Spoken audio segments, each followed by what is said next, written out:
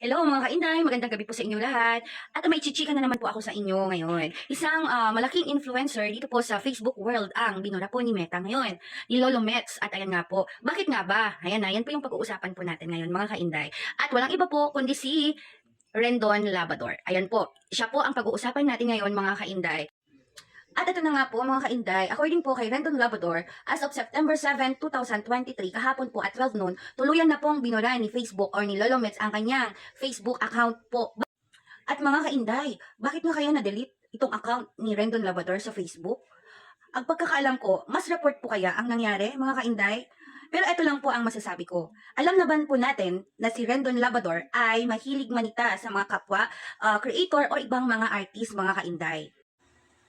Isang big content creator ka man, isang famous artist, o di kaya naman isang politician. Kung ikaw ang natipuhan niyang i-content, good luck na lang sa'yo mga kainday. Ganyan po si Rendon Labrador. Wala po siyang pinipili. Pati po ang laman po ng content po niya ay wala din pong pinipili. Kahit na minsan po sa paninita po natin ay nakakasakit na po tayo ng damdamin ng mga kapwa, content creator o ibang artist o politicians po dito po sa atin.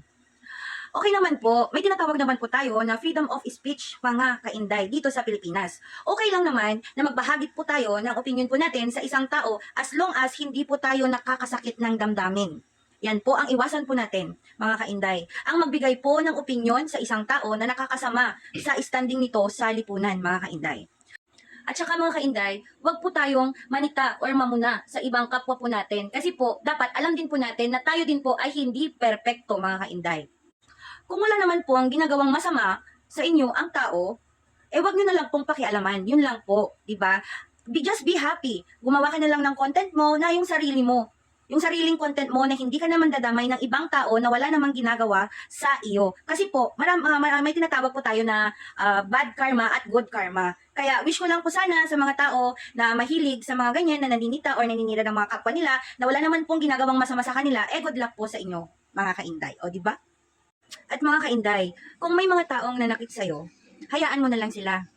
Ipagdasal mo na lang sila, mga kainday. Kasi, pag ganyan ang ating ginawa, mga kainday, blessings. Hindi man yan pera, pero ang kalusugan ng ating pamilya, malaking bagay na po yan na blessings galing sa itaas. Kaya wag na wag po tayong gaganti sa mga kaaway, bagkos ipagdasal po natin sila na sana'y magbago na po sila at nang sa gayon may blessings din na darating po sa kanilang buhay mga kainday. At yun lamang po.